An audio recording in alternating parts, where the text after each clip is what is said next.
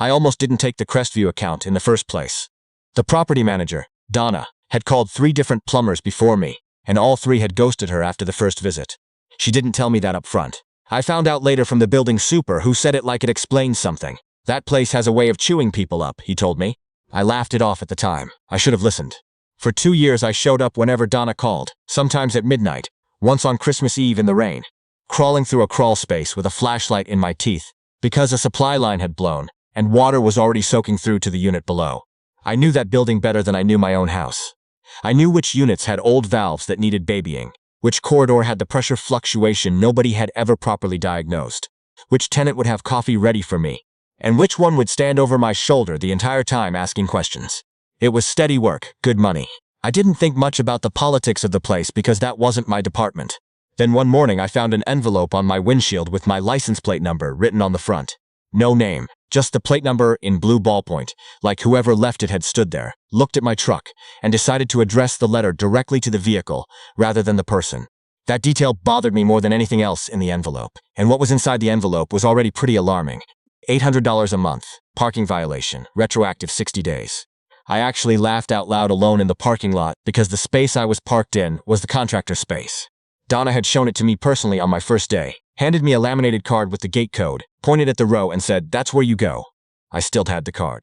I kept it in my glove box because the code changed seasonally, and I could never remember it.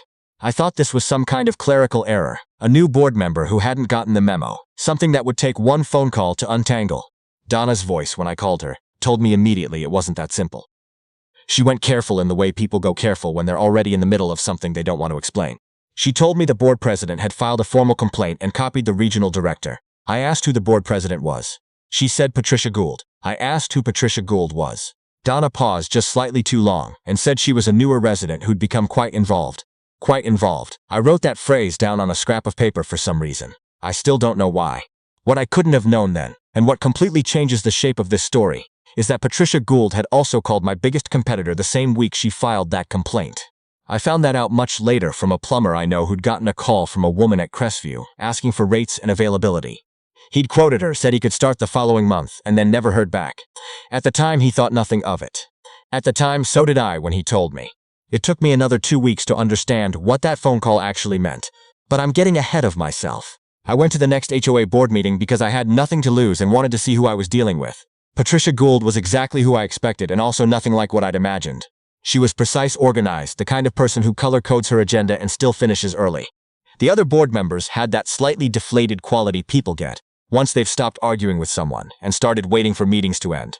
She ran through her items efficiently, and when one of the older members near the end of the table raised a concern, gently, that some residents were having trouble getting contractors out quickly, Patricia said she wasn't aware of any such issue and would follow up with management directly. The way she said it closed the door on the conversation. Everyone felt it. Nobody walked through it. Driving home, I turned that moment over and over. Residents having trouble getting contractors out. 3 weeks had passed since my formal response, and Donna hadn't sent me a single work order. 2 years of twice-monthly calls, and then nothing. I phoned her the next morning. She said they were reviewing their vendor list. The words themselves were professional. Everything underneath them was not. I understood then that the fine was never really about the parking space. So, I did something I'm not entirely proud of, but also not entirely ashamed of. I called the tenant I'd gotten friendly with over the years, a retired teacher in Unit 7 who always had the coffee ready. I asked her casually how things had been going at the property. She talked for 20 minutes. Patricia, she said, had made some enemies. The door color rules had upset people.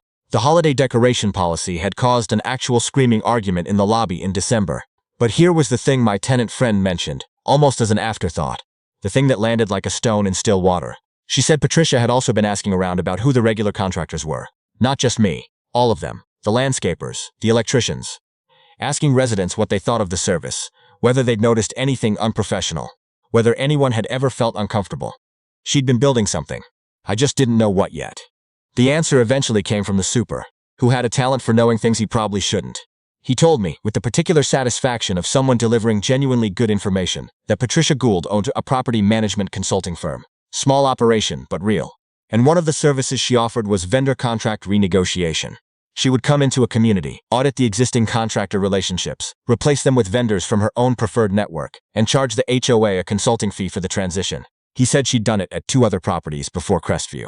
He said the plumber she'd brought in at one of those properties was a guy named Vickers. The same Vickers whose company had quoted Donna the week after my violation notice arrived. I sat with that for a long time, because it reframed everything. The fine wasn't punitive. It was a pressure mechanism.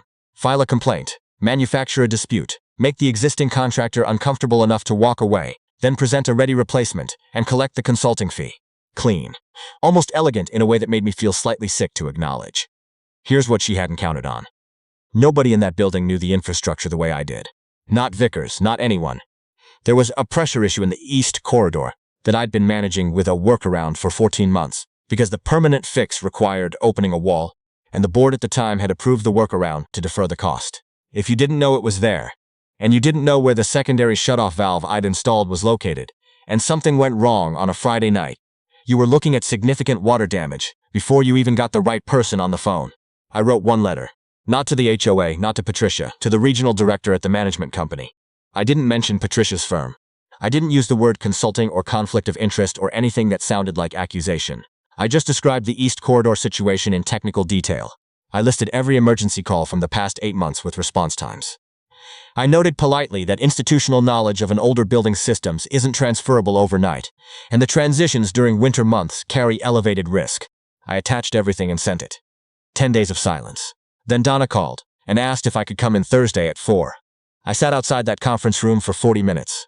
I could hear the shape of the conversation through the wall without being able to hear the words. It rose, went flat, rose again, then went very quiet.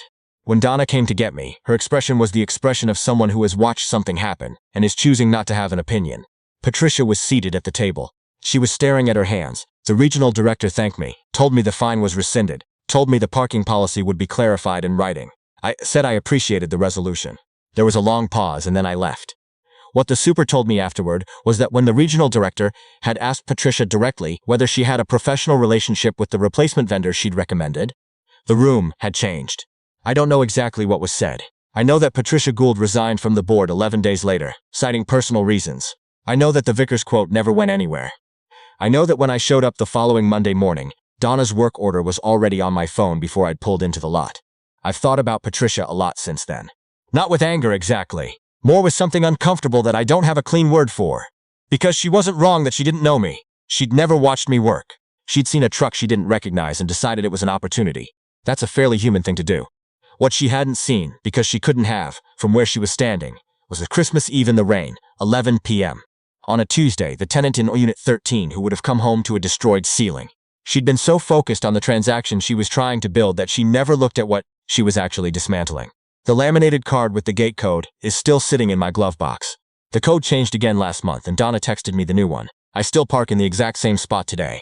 I still know where that secondary shutoff valve is. The one in the East Corridor. The one I installed 14 months ago that nobody else knows about.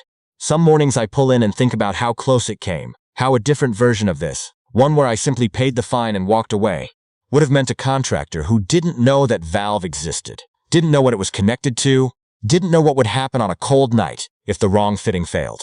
I think about that, and then I get out of the truck and go do my job.